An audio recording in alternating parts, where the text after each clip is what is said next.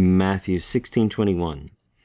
Apa tate erxata ha Jesus de nuen tois mathetais autu, hoti de autan eis Jerusalema apel thein, kai pala pathein apaton presbyteron, kai archiereon, kai grammateon, kai apakton thenai, kai te trite hemera egerthenai.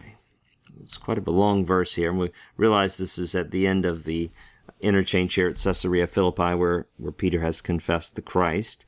And we read, from then on, Jesus began, and that's a verb, just asking, just wanting, just wishing to be completed, with a complementary infinitive. There it is right there. So from then on, Jesus began to show, that's from deiknumi, to show to the disciples of him, to show to his disciples that, and then I want to just look at the structure real quickly here before we translate. So we have an infinitive here, we have an infinitive here, we have an infinitive here, we have an infinitive here. All of them are aorist infinitives. It's second aorist infinitive, second aorist infinitive, aorist passive infinitive, aorist passive infinitive.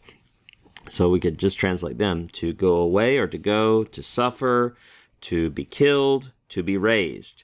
And then we have this auton here as the subject of all those infinitives. Remember the subject accusative of the infinitive. The infinitive takes its subject in the accusative case. And then we have this verb de. It is necessary.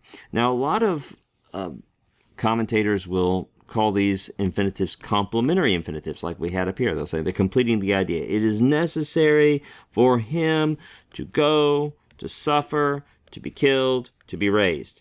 But probably, I think Dan Wallace looks at this construction in his intermediate grammar, probably we should understand these as subjects of de. In other words, what is necessary for him to depart, to suffer, to be killed, to be raised, all of that is the subject of this impersonal verb de. All of that de is necessary.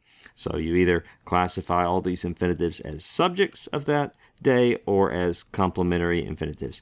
So it certainly renders better in English to render them sounding like complementary infinitives. So we'll just do that for readability's sakes here. So Jesus was showing his disciples that it was necessary for him to Jerusalem to go, to depart to Jerusalem, and many things to suffer from the elders and from the chief priests and from the scribes, and to be killed, and on the third day to be raised.